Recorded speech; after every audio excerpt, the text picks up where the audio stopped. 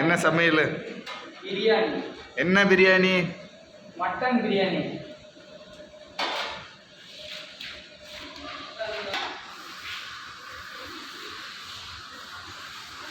முதல்ல எண்ணெய் ஊற்றிக்கலாம்.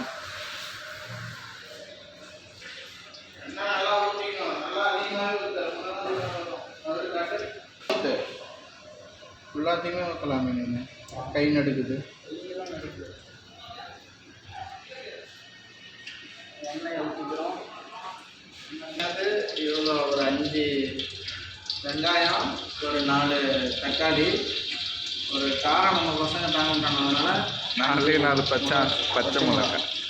இது நல்லா சூடான வந்து போடுறாங்க சார். இதில் என்னென்ன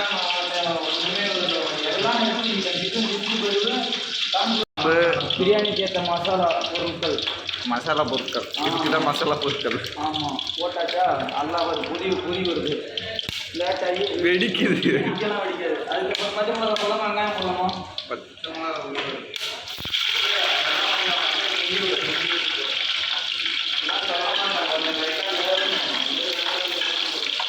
2 செகண்ட் வேகட்டும். நீ தான் ட்ரெண்டிங்கில் போகிற, எதாச்சும் சொல்லணும். 2 செகண்ட் வேகட்டும். பச்சை மிளகா புடக்கிச்சு. இப்போ வெங்காயத்தை எடுத்து பச்சை மிளகா பற்றிக்கிச்சா? இங்கே உள்ள பச்சை மிளகா எவ்வளோ போட்டாலும் காரம் இருக்காது. வெங்காயத்தை மயச்சாறு மாதிரி தூக்கிறோம். மயச்சாறு எண்ணெயிலே குளிப்பாட்டுறோம்.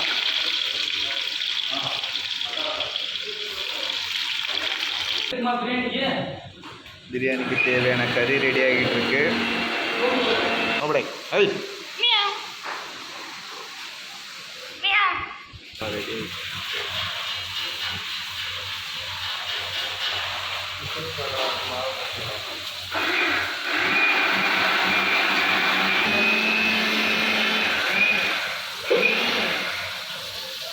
எங்கே வச்சிருக்கேன்?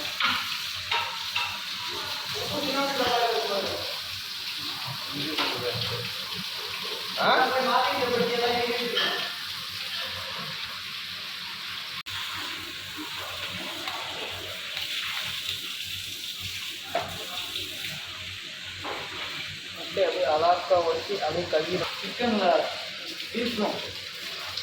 அப்புறம் தான் அப்படியே போல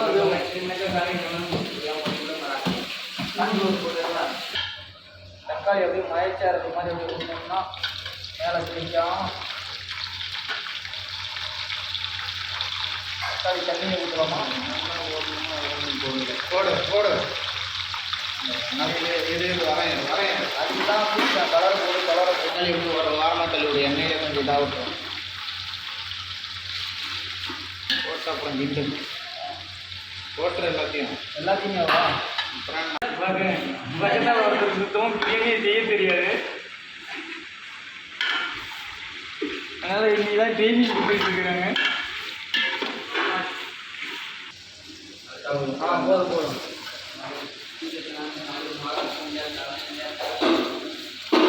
கலருக்காக காஷ்மீர் மிளகாத்தூள்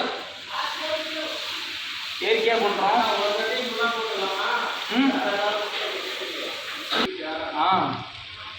புதினா கொத்தமல்லி எப்படி மழைச்சாறு மாதிரி தூவுறோம்.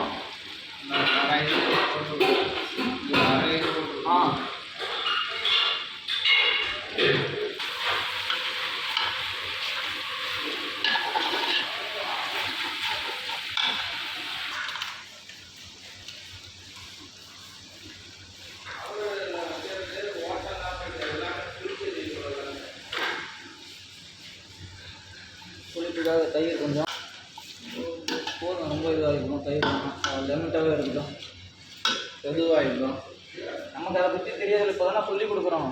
சுதன் ஆதாரமாக பேசி அதை மாற்றுறது எனக்கு புதுசு இல்லை.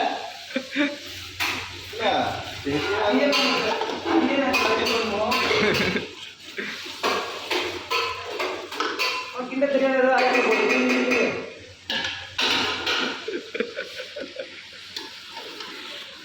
பிரியாணி செய்யறத நம்ம தான் ஸ்பெஷலிஸ்ட்டு.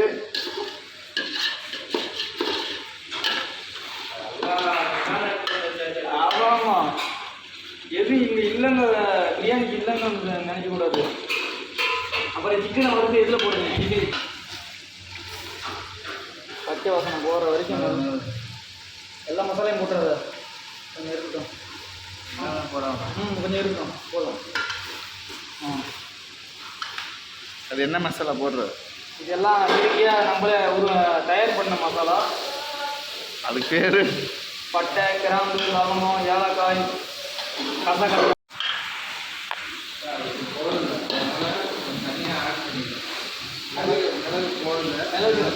போதும் போதும் கருப்பாய் போடும் பிரியாணி. ஏற்கனவே காரம் அதிகமாக இருக்குது. காரமே இல்லாமல் சாப்பிட்டா கூட அவங்களுக்கு குழப்பம் வரும். அப்புறம் தான் ஃப்ரீயாக வருது. பச்சை வாசனை போகிற அளவுக்கு நல்லா கிண்டிகிட்டே இருக்கணும். வெட்டி கட் பண்ணி போட்டு எவ்வளோ நேரம் ஆகுது? சும்மா ஒரு 5 எவ்வளோ பெரிய தான் போதும். அதை வச்சு கிரேவி பண்ணி விடுவோம். சும்மா ஒரு வேளை கறி அப்படியே கிரேவிலாம் கறி கொஞ்சம் தான் வச்சுக்கணும். தெரியும் பிரியாணிக்கு அப்புறம் மழைச்சாறு மாதிரி பிரியாணிக்கு போடாதீங்கன்னு எல்லாம் செய்யும் போது டைம் ஆகிடும். அந்த இஞ்சி ஒன்றுலாம் போடாத. இந்த அளவுக்கு 2 கிலோ கறி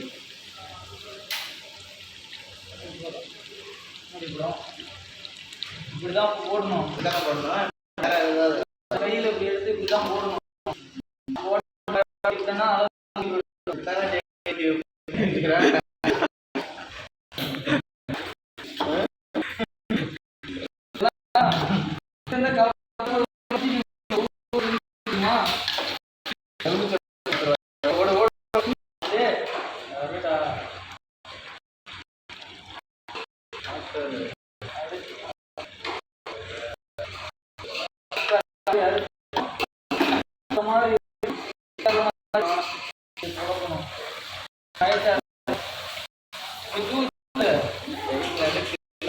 நான் எப்படி பிரியா அந்த மாதிரி பிரியா கற்றுக்கிறேன். அப்படியே நல்லா புஷ் பண்ணி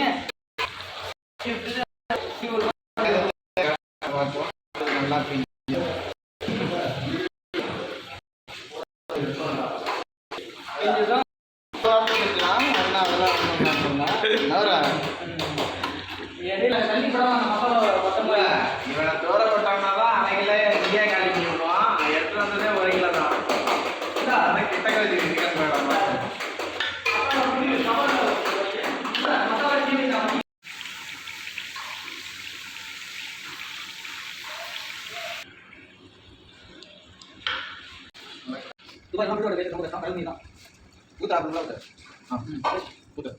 தண்ணியை பார்த்தா எங்க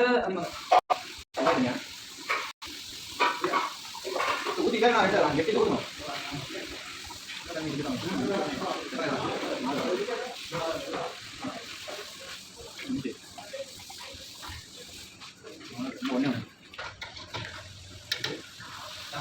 நல்லா கொதிக்க விடணும்.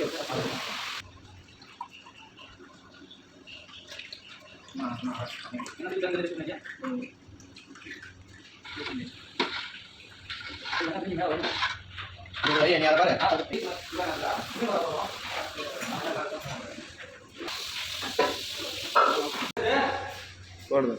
எப்படி போடணும்னு சொல்றா வந்துட்டேன். வாட்ஸ்அப்ல போடுறாரு. Too late.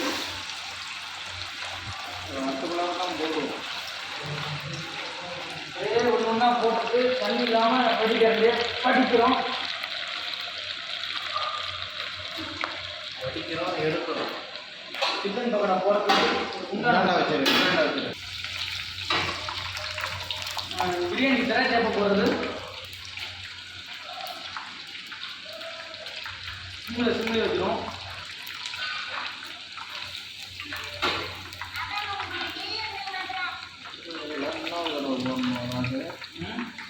நல்லா இன்னொரு தடவை போடணும். நல்லா சரி இது சூடாகுதுல்ல, அதனால்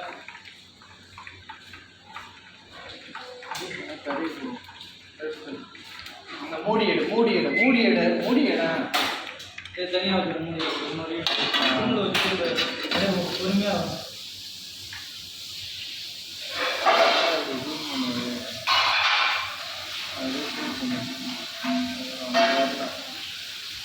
கிடையாது.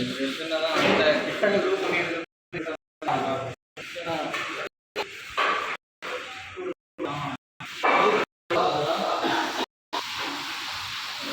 அம்மாவே இருக்குங்க. கையிலேயே வச்சுடாது.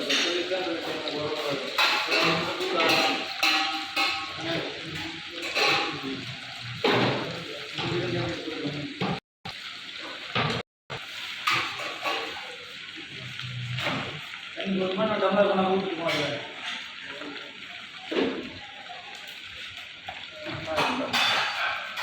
வந்து கை எரியுதுன்னா பண்ணுறப்போ திரும்ப வந்து தண்ணி மாற்றி விட்டுட்டாலும்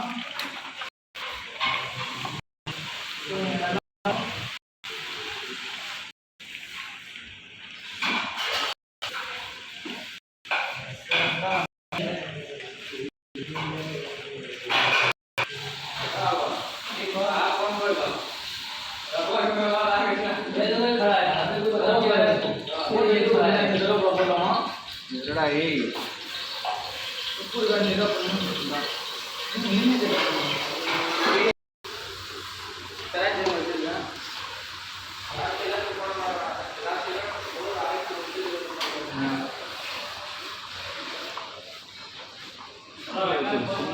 போதும் போதும் போதும் போதும்.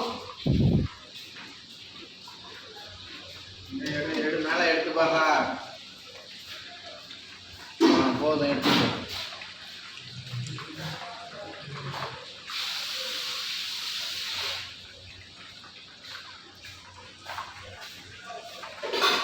எப்படி அது மேலே சிக்கன் போயிடவா? காட்டு கண்ணா இதில் கேமரா காட்டு. நல்லா கிட்ட போட்டோமா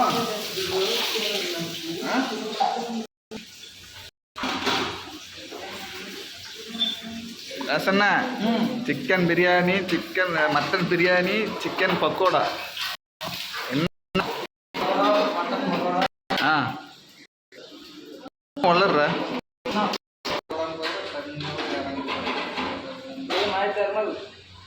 பொறுமையாக தூ, ஒன்றும் பிரச்சனை இல்லை.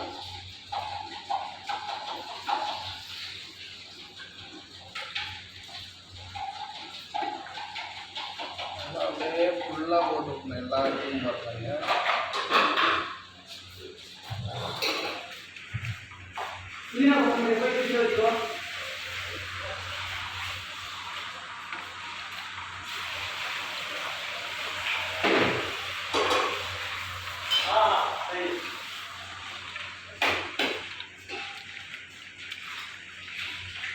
தண்ணி வேணாம் இருக்குது.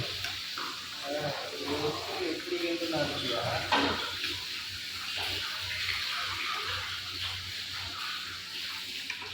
இதோட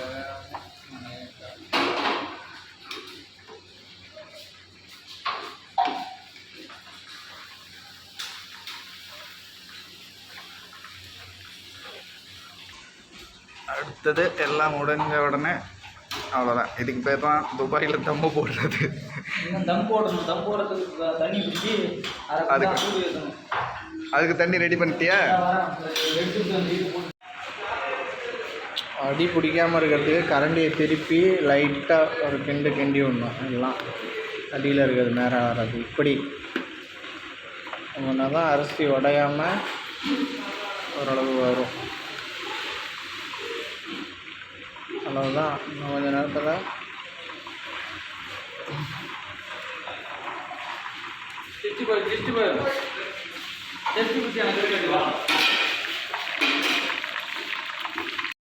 பிரியாணி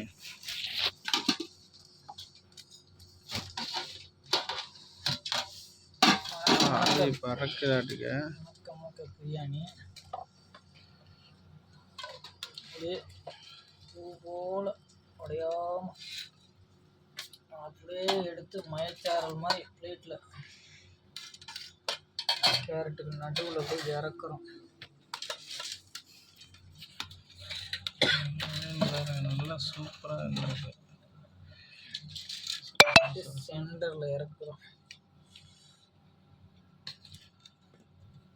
ஓரமாக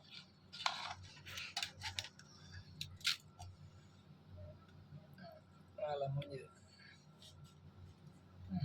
நீ போடுதா அதில் பிரியாணி போட்டாச்சு.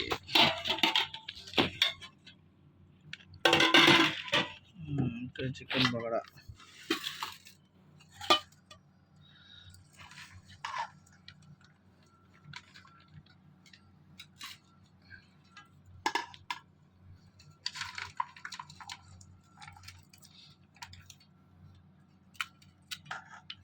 சிக்கன் பக்கோடா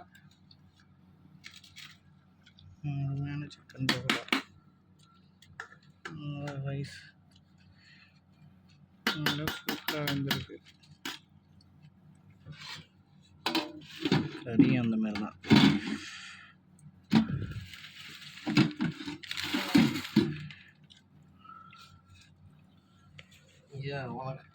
எனக்கே பத்தாது இந்த சிக்கன் சூப்பராக இருக்குது சாமி பிரியாணி. கறியோட எடுத்து சாப்பிடு. கறி அப்படி மல்லிகைப்பூ மாதிரி வந்துச்சு. கையில் எப்படி எடுத்து காட்டு எப்படின்னு. கறியோட சாப்பாடோட எல்லாத்தையும் சேர்த்து வச்சு. கறி சாப்பாடு சிக்கன் ஆனியன் அப்படியே எடுத்து வாயில் இந்த கேரட்டை கொஞ்சம் அப்படியே மொத்தமாக எடுத்து உள்ள. ஆஹா பிரியாணினா பிரியாணி. அடிச்சா தானே உண்மையாக சொல்கிற. சட்டையை போட்டு சொல்.